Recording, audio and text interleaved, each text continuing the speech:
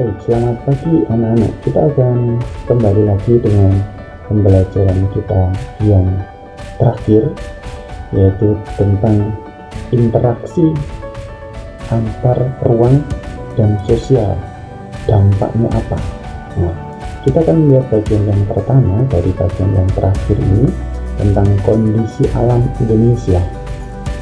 Nah, kalau kita berbicara tentang kondisi alam Indonesia, kita pernah belajar di bagian yang sebelumnya, yaitu tentang iklim dan musim di Indonesia. Nah, sekarang kita akan lihat bagian dari iklim dan musim di Indonesia. Kalau kalian perhatikan peta yang ada di sini ada warna-warna yang berbeda. Nah, di sini ada bar warna, ya, ada bar warna. Kalau pada tahun 2100 ini warnanya masih seperti ini, artinya kondisinya masih baik. Nah, sekarang tahun 2020, tahun sekarang ini warnanya sudah merah, artinya apa? Iklim yang ada, ya, tidak hanya di Indonesia tetapi di dunia sudah mengalami perubahan, ya, sudah mengalami perubahan.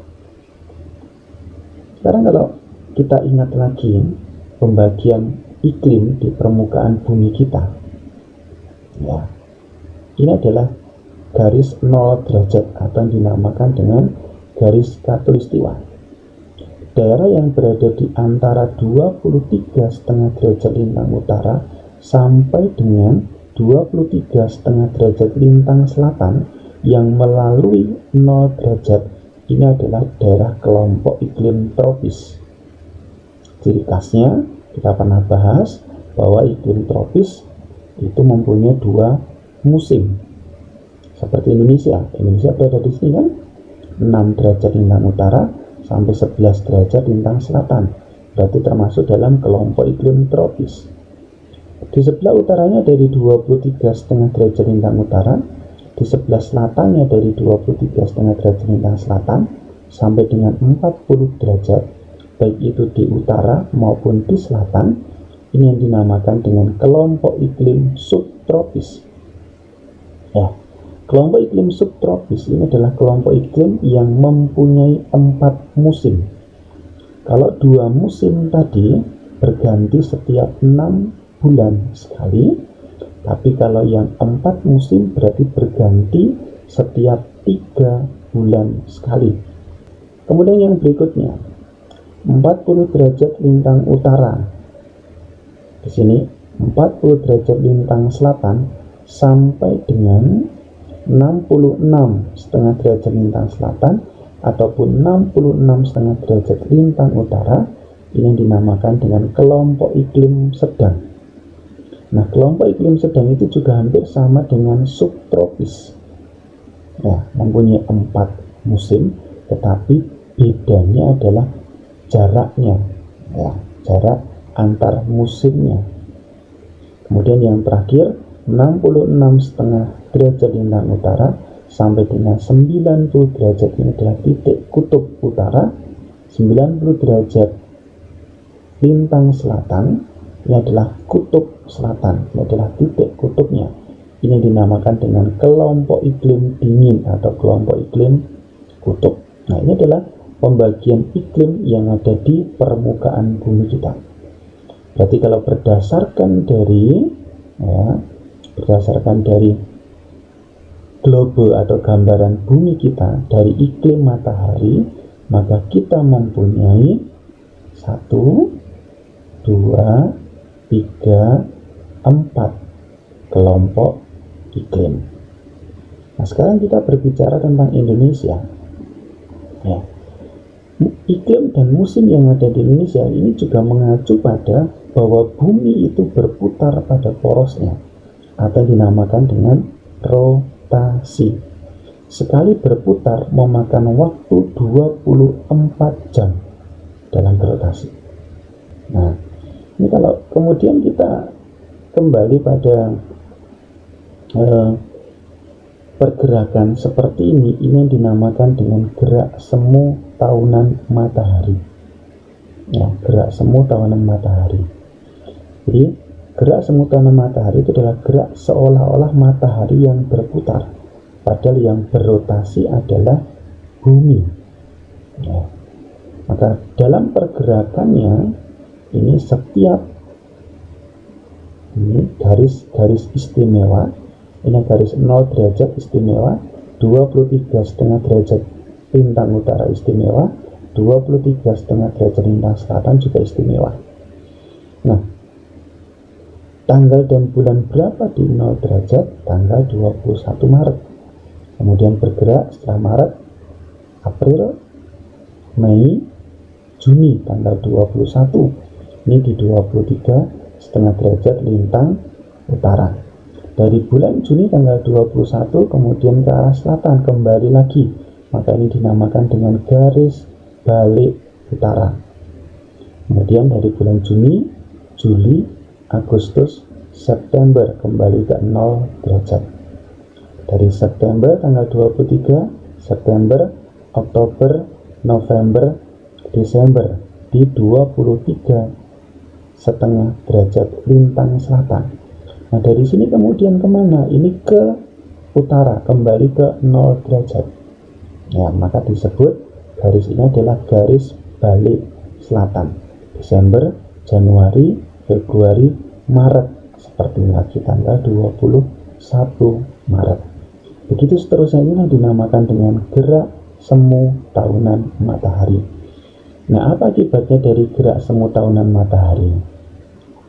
Ini adalah akibat dari gerak semu tahunan matahari berpengaruh terhadap musim di Indonesia. Nah, keberadaan matahari, sinar matahari itu akan berpengaruh terhadap tekanan udara dan suhu. Ya, tekanan udara dan suhu. Sekarang kalau kalian lihat peta gambaran dari gerakan arah angin, pergerakan arah angin yang seperti ini disebabkan karena adanya perbedaan dari tekanan udara dan suhu. Nah, tekanan udara yang tinggi, tekanan udara yang rendah, suhu yang tinggi, suhu yang rendah itu disebabkan oleh apa? Tadi keberadaan dari bumi kita menghadap pada matahari sehingga mendapatkan sinar. Sekarang kita perjelas perbagian. Nah, kalau seperti ini dinamakan dengan angin muson apa? Ya, kalau melihat gambaran yang seperti ini, ya, gambaran yang seperti ini adalah angin muson. Kira-kira mana arahnya, dari mana ini? Angin muson barat. Ya, ini adalah angin muson barat. Kenapa terjadi arah angin muson barat? Karena penyebabnya adalah, masih ingat, tekanan udara. Dari mana tekanan udara menyebabkan pergerakan angin? Angin bergerak dari tekanan udara maksimum ke tekanan udara minimum. Ya, berarti di utara di sini tekanan udaranya tinggi, ya, tetapi suhunya rendah. Kenapa suhunya rendah? Karena matahari tidak berada di belahan bumi utara, tidak berada di sebelah utara. Nah, akibatnya apa? Tekanan udara menjadi tinggi, maka angin bergerak dari sini. Sedangkan di daerah ini banyak airnya karena berupa samudra, yaitu samudra Pasifik melewati ke sini sampai samudra Hindia dijatuhkan di Indonesia. Maka kalau ditanya angin muson apa? Angin muson barat, karena seolah-olah seperti arahnya dari arah barat. Akibatnya apa? Indonesia mengalami musim penghujan. Ya, ini di arahnya seperti ini. Sekarang yang kedua.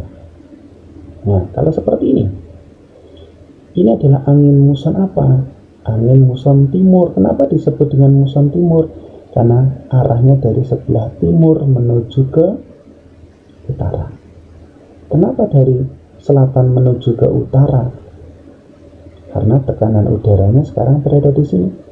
Tekanan udaranya berada di selatan lebih tinggi, yang lebih rendah berada di sebelah utara. Ya, tetapi di sebelah selatan ini suhunya rendah. Kenapa? Karena matahari tidak berada di belahan bumi selatan. Ya. Nah, akibatnya apa kalau pergerakan seperti ini? Akibatnya adalah Indonesia mengalami musim kemarau. Kenapa kemarau? Karena di daerah selatan ini panas. Itu berasal dari ini benua apa yang ada di sini? Australia. Australia adalah benua yang kering. Maka yang dibawa di sini sedikit uap airnya. Inilah iklim yang mempengaruhi musim di Indonesia. Nah, selain angin muson, kita juga mengenal yang dinamakan dengan angin jatuh atau angin fun. Apa itu angin jatuh atau angin fun? Angin jatuh atau angin fun itu adalah angin yang menyertai dari terjadinya hujan orografis. Apa itu hujan orografis? Hujan orografis itu adalah hujan yang menaiki lereng pegunungan. Jadi kalau misalkan di daerah ini adalah sumber penguapannya, kemudian di sini ada pegunungan, nah uap air yang dari sumber tadi ini dibawa naik ke sini, maka di sini terjadi hujan orografis. Hujan orografis itu hujan yang menghadap pada sumber penguapan yang menaiki lereng pegunungan. Karena hujannya sudah jatuh di sini, uap airnya yang kemudian terjadi hujan itu di lereng di sebelah sini A misalkan, maka di lereng yang B di sebelah sini tinggal mendapatkan sisa-sisa dari uap air tadi. Dan sisa-sisa ini karena merupakan sisa, maka sifatnya panas dan kering. Akibatnya apa? Tanaman-tanaman atau mungkin yang ada di sini kemudian terhisap oleh angin tadi itu. Karena bersifat panas dan kering, maka kemudian dia mengambil, menghisap yang ada di sini. Maka kemudian tanamannya bisa menjadi layu, bisa menjadi kering. Inilah yang merugikan para petani. Nah, di Indonesia ada beberapa jenis angin fun atau angin jatuh. Ada angin gending di Jawa Timur, ada angin bahorok di Sumatera Utara, ada angin brubu atau barubu di Sulawesi Selatan, ada angin kumbang di Jawa Barat, dan ada angin wambrau di Papua atau Irian Jaya. Itulah dampaknya dari iklim dan musim yang ada di Indonesia, berpengaruh pada salah satunya adalah angin. Dan semua itu akan mempengaruhi, semua itu akan berdampak pada nantinya ada perubahan iklim. Seperti peta yang pertama tadi yang saya tunjukkan, di situ terjadi perubahan iklim. Iklim bisa berubah, musim bisa berubah tidak sesuai dengan yang semestinya. Loh, sekarang kan seharusnya sudah penghujan, kenapa belum hujan? Nah, disitulah terjadi perubahan iklim, perubahan musim di dalamnya. Oke, itu dulu untuk pembelajaran kita hari ini. Kita akan ketemu lagi pada pembahasan yang berikutnya. Selamat belajar, selamat memperdalam dan memperkaya wawasan kalian.